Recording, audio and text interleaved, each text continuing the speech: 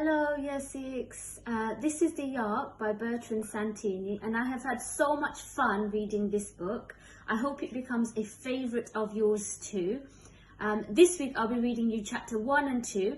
Join me next week for chapter 3 and 4. Let's get started. Chapter 1. The Yark. Of all the various monsters that teem upon the face of the earth, the human species is the most widespread.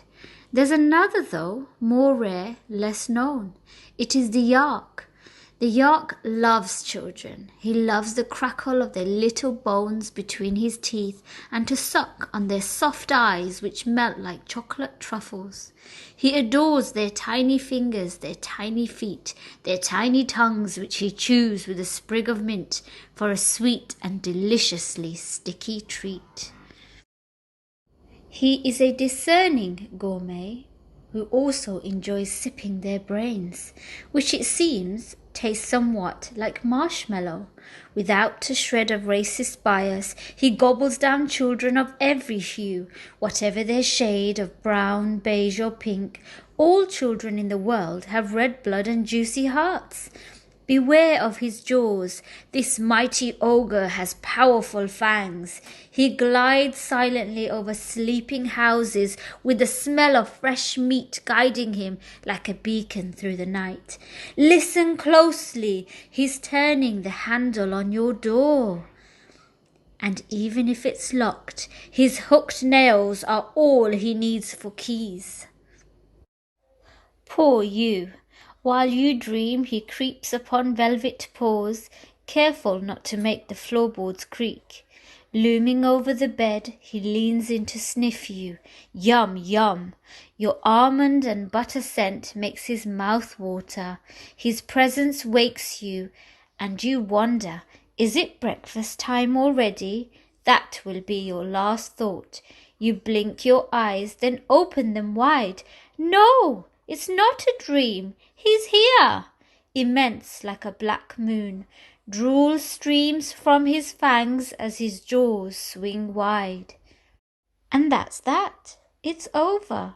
Without pain, without a cry, you've just been crunched up under the helpless gaze of your terrified teddy bears. The Yark also loves animals, but he considers them really too adorable to be gobbled up. So he never eats any. Chapter 2. The Weakness of Monsters. Still beneath their ferocious appearance, monsters always conceal some weakness that might ultimately lead to their ruin. King Kong was tender-hearted, Dracula was afraid of sunlight, the Colossus had feet of clay. As for the Yark, he has a delicate stomach. This delicate stomach can only tolerate the flesh of very good children, in much the way that old people are able to digest only soup. Numerous medical studies have shown that naughtiness modifies a child's chemical composition.